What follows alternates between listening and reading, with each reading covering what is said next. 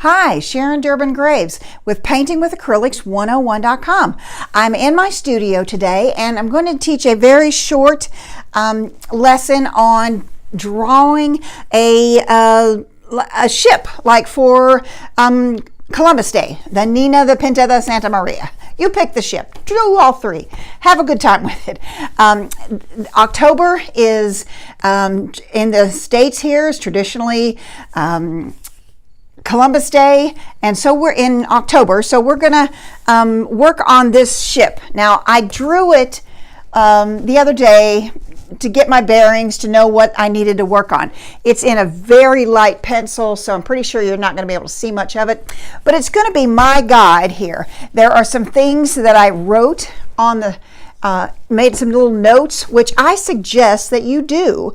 If you're doing a drawing and you are just doing it to learn something, don't discount writing on there what you learned along the way. It will help you when you go back to it later and go, oh yeah, this is why I did it like this.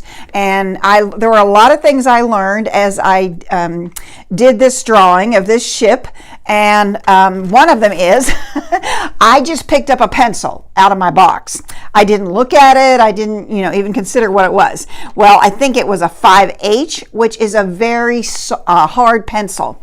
So if you have something that you need to erase, you're not going to be able to erase it very well. The harder the pencil, the lead, then it's in there. It might be lighter, but it's on that paper stronger. So my kneaded eraser was not very helpful. It was sort of helpful in the places that I need it, but if I had been working with a softer pencil, it would have been much better. So today I'm going to use, let's see, this is a 5B. I really wouldn't recommend that necessarily, although depending on your pressure, that's what you're gonna be able to do. You'll be able to get what you want because of the pressure that you use.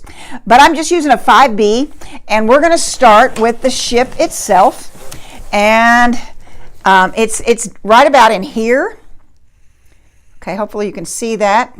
It's coming down. Here's a piece that's straight down. Okay, and that's too long. So now we're going to come over this way with it, and it curves as it goes down into the water. And I'm going to just leave that part blank because that's where it sits in the water, and you're going to learn to add the water at another time. So we're going to come over here on this side, about the same as where this one is, and come up. And these pieces across here are just about even. So I need to go out and then across and then over here, and I need a line down here. This part here needs to drop down. And now this is an interesting piece here, because this is actually going to be the back half of the ship.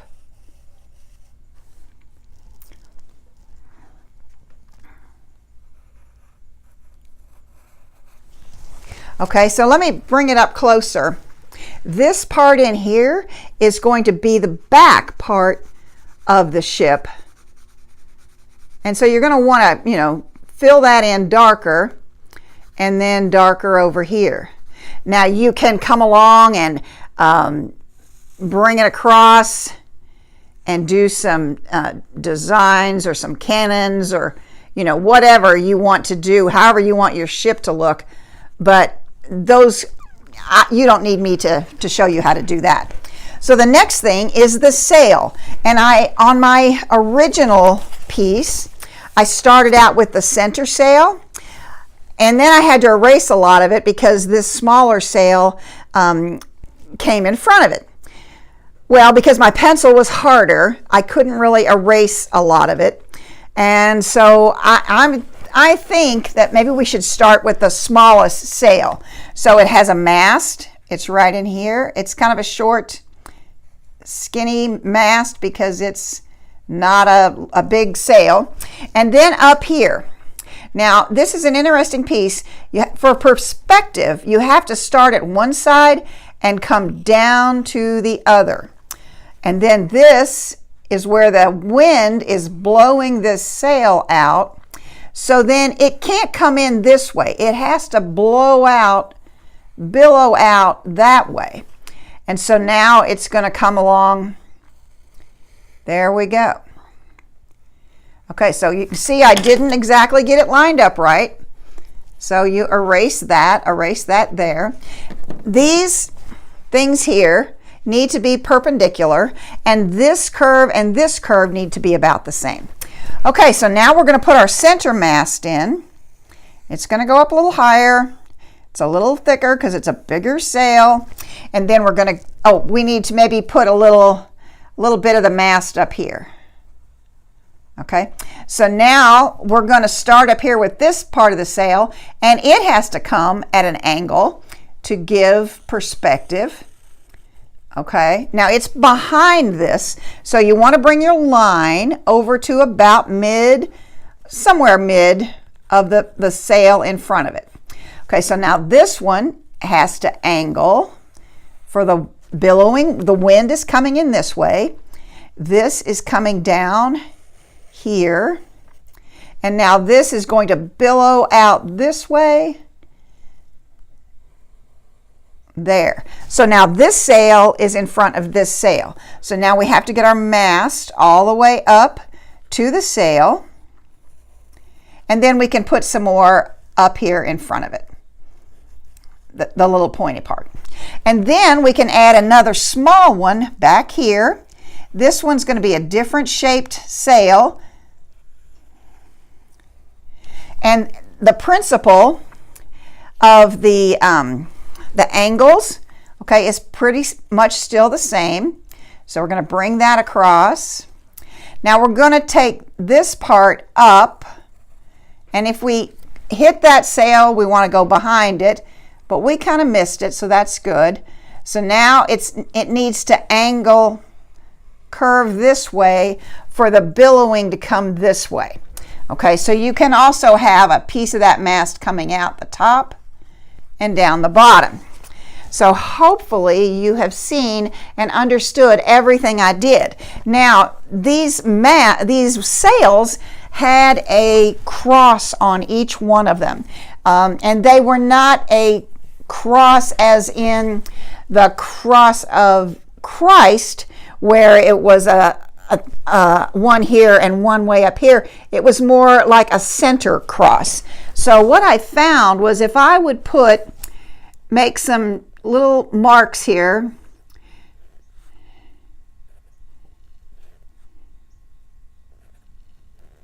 then I would know I could come out here and put a little bit of a ball on the end and do that on all of the sails, and they would look pretty good.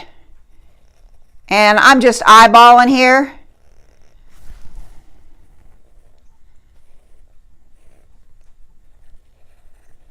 But you can do that in all of them. Start with make that little shape, like a little L on each thing, and then you've got a good guide for your markings. Now you can come back in here and have like the water line of your boat in here. Okay, so there it's sitting. You can play around with some water, getting some of the waves to come up on the boat.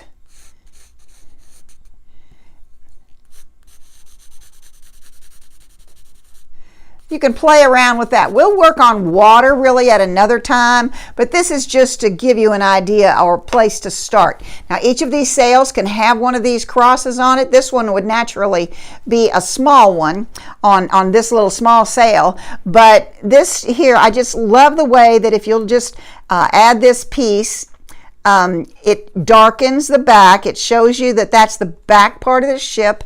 This front part doesn't have that, but you could add a little bit right in there.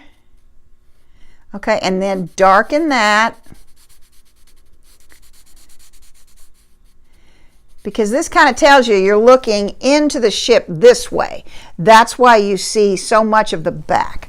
Okay, well, I hope you learned a little bit about drawing a ship, and that you'll be able to use it for October for Columbus Day. And if